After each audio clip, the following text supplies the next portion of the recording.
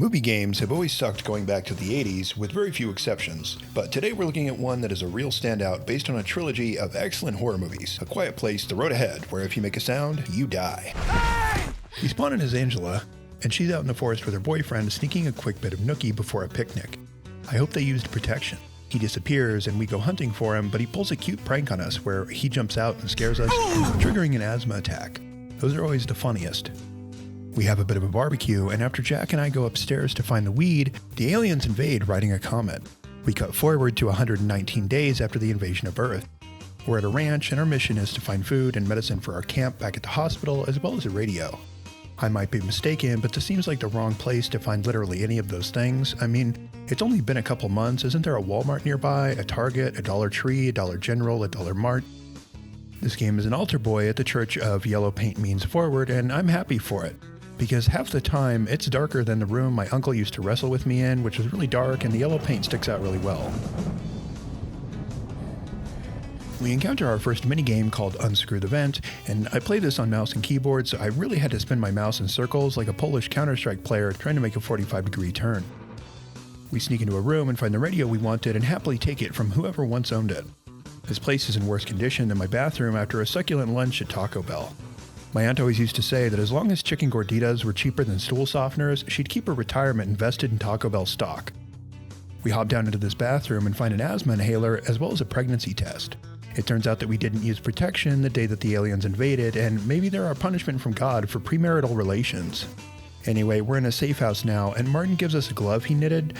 It's extremely ratty and barely functional, but the lad means well, and I hope in the future, if he makes condoms out of sheepskin, that they'll be higher quality than this. He does a little dance, and we have an asthma attack again because we can't bear to watch it any longer. We find a camp on the map that might have baby supplies, and I still don't know why that's a better choice than the hospital, but what do I know? Maybe it's a pregnancy camp. It's time to leave, and we have to travel more carefully now because we won't have the noise of the rain to mask our footsteps. It's only about 50 feet out of the ranch, and we have to cross this log in the middle of the road. It breaks, and our hand gets stuck, and one of the creatures hears us. I freak out and start having an asthma attack and drop my inhaler, and then Martin distracts the monster.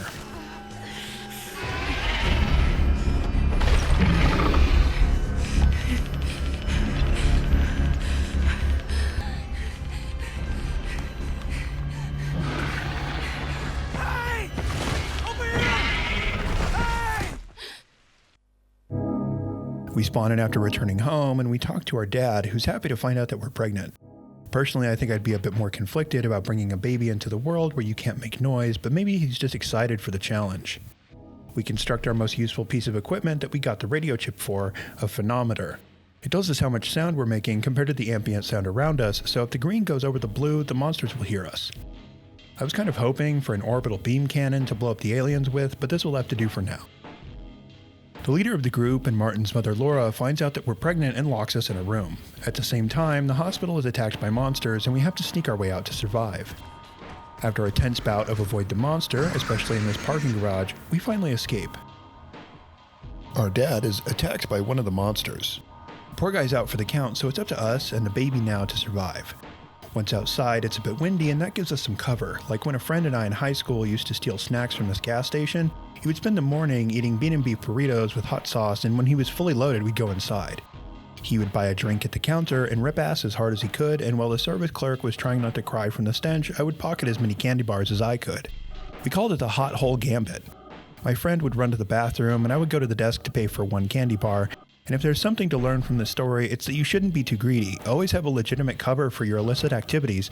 I'm just kidding, I made that story up to put into my YouTube video. There's supposed to be National Guard down by the train tracks who can help us escape to real safety, but once we arrive, everyone is dead, and there's just a note here saying to keep following the train tracks to a nearby outpost. We follow the trail, and then we see this dude get aced by one of the aliens.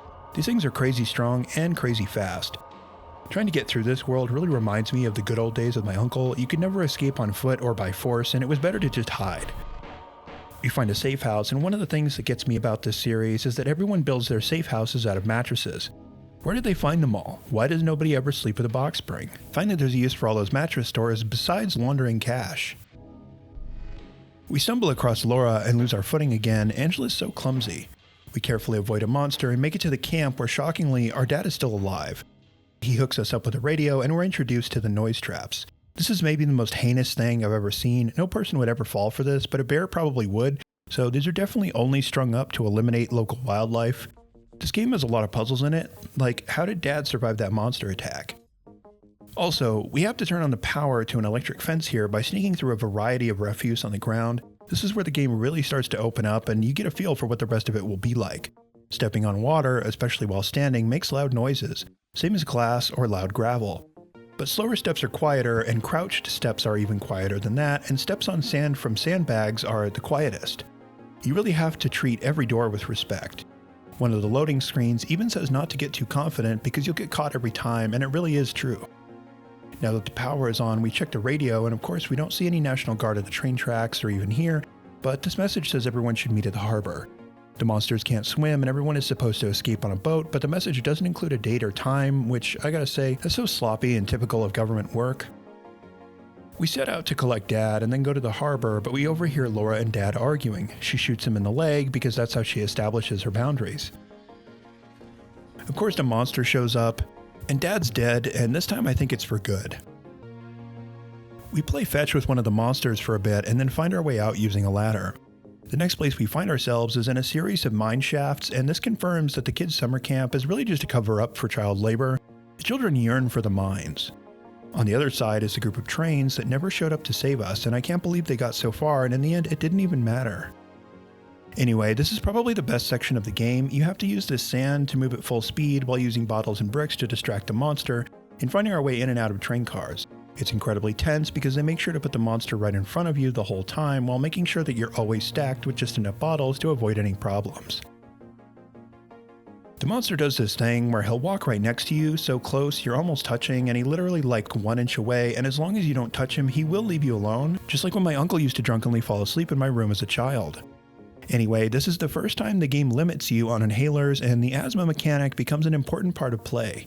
Pills will decrease your asthma stress level, and the inhalers give you a temporary immunity along with resetting your asthma level.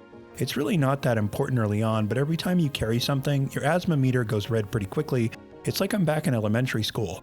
I never told you guys before, but I did have asthma as a kid, and I used to have to go to the office to use my inhaler after playing during lunchtime.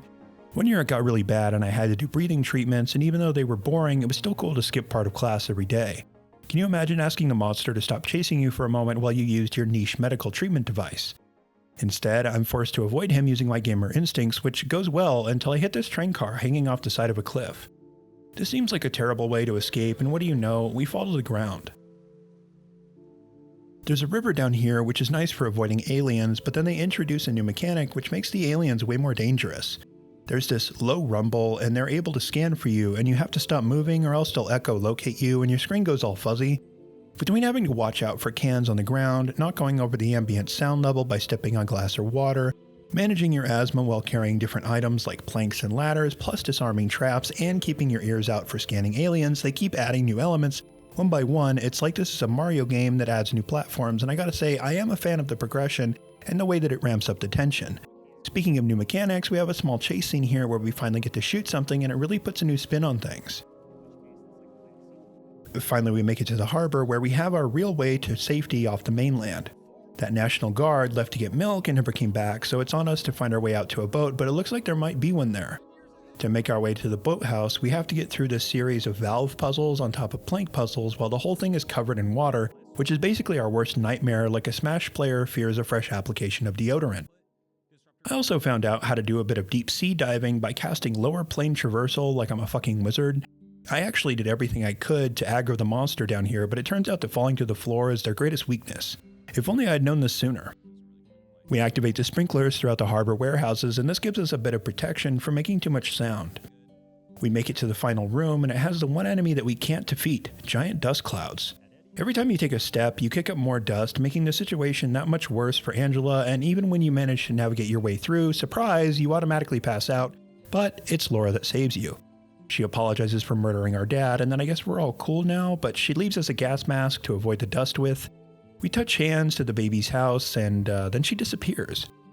Laura disappears and survives any trouble, has all kinds of gadgets. She's like an evil Batman or something. Anyway, it's time for the actual final mission, and we have to escape the boat.